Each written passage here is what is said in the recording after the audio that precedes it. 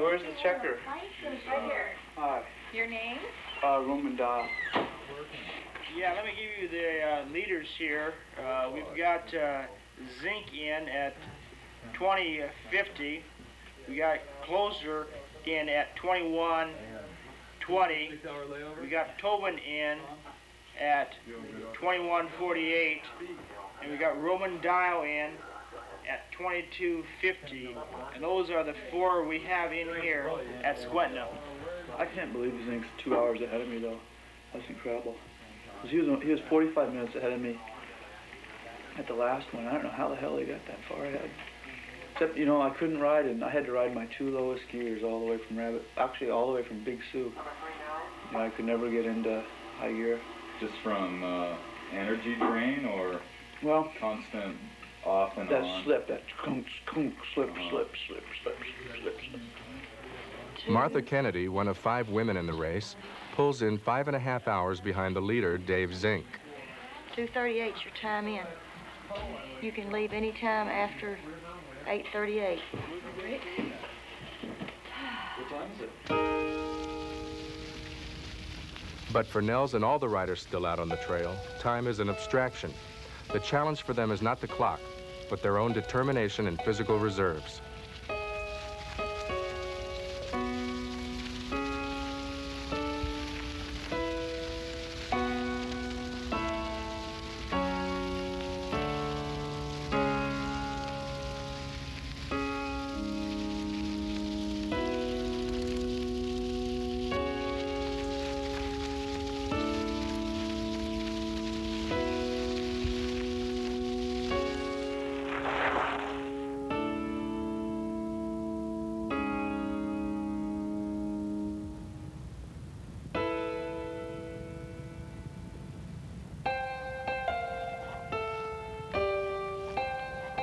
Training and experience pay off. Nels arrives, tired but fit, many hours ahead of his 1987 time. I've never had so much fun in my entire life. Yeah. 47 riders will pass through Squentna over the next 2 days to begin the return leg. The course takes them over the frozen Yentna River, whose buckled surface makes this half of the Iditabike even tougher. After 18 hours of riding and a much-needed 6-hour break, Nels begins day 2. All right, Nels. Good luck, buddy. Thank you. Out of Squentna. Yeah. Have fun on the river. Okay. The leaders left many hours before. Dave Zink still setting a brutal pace for Closure and Tobin.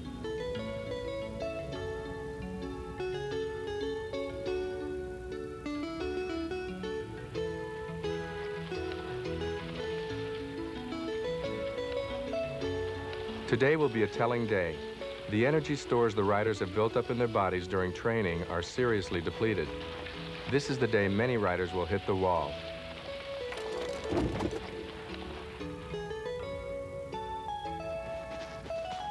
A few hours into day 2, Nels picks up a riding companion, Jim Lewis of Racine, Wisconsin. More than company, it is actually a part of the rider's strategy. He was definitely going to keep me going fast. I had decided before the race that if I was to ride with somebody, it was somebody that was going to have to be faster than I was. So Jim was totally acceptable. He fit the bill as to what I wanted for a companion.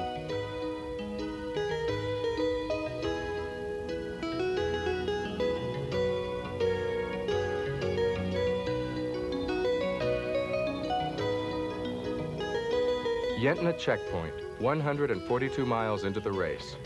The temperature is up to 40 degrees, making the snow soft and riding incredibly difficult. Often the riders can do nothing but push their bikes.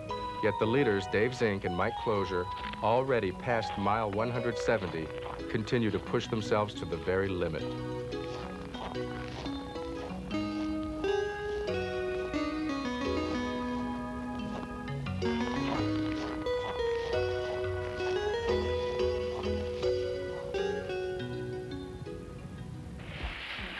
Race completed yet? Has the first place guy made?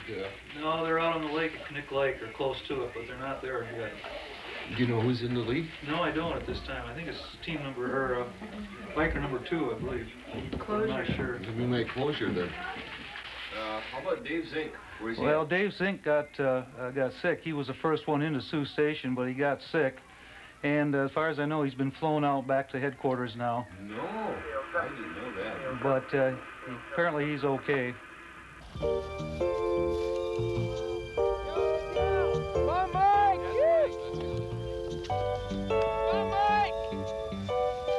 30 hours and 18 minutes from the start, Mike Closure wins the 1988 Iditabike.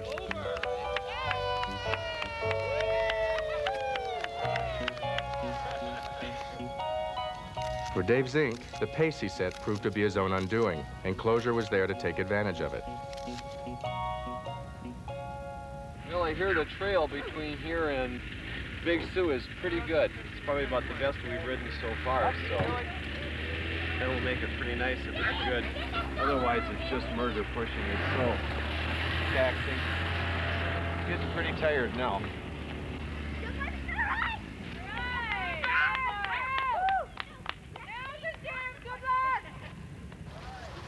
In second place comes Carl Tobin. This is a big comeback for Carl. 2 years ago, he fractured his legs in an avalanche. As night falls on day 2, Nels and Jim sign in at Big Sioux checkpoint. This is where Nels was knocked out of the race by frostbite in 1987. 7:30 p.m. on day 2, Nels and Jim leave Big Sioux for the last leg, 41 miles into Knik Lake. After 170 miles of rough terrain and tough riding, after months of training and a year of anticipation, Nels has overcome the greatest personal hurdle he faced. But there are still 41 difficult miles to go.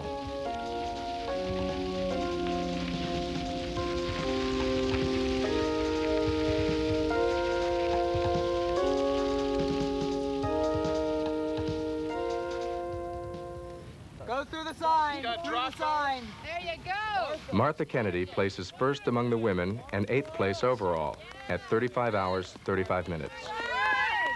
Our first two-time winner! Alaska!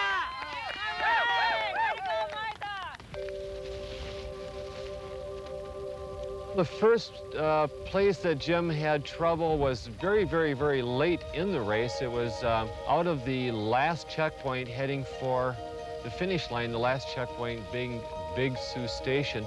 And the first symptoms were just signs of confusion and uncertainty, and maybe I should have picked up at it at that point, but he finally erupted with a statement, well, all I want to do is get warm. And that's when the alarm bell started to go off and realized that Jim was really going hypothermic. He was refusing to do anything to help himself. He was not going to eat. He was not going to put warm clothes on. So the decision is, well, I could continue and finish my own race and leave him, which means he could very easily have died. And so you help the person that's out there. You don't abandon them. It's called sportsmanship, I guess.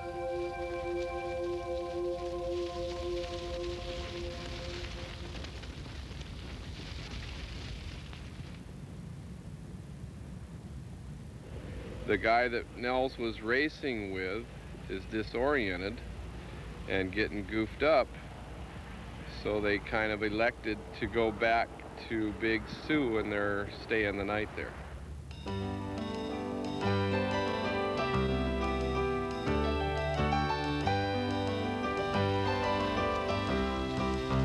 Come on, sprint!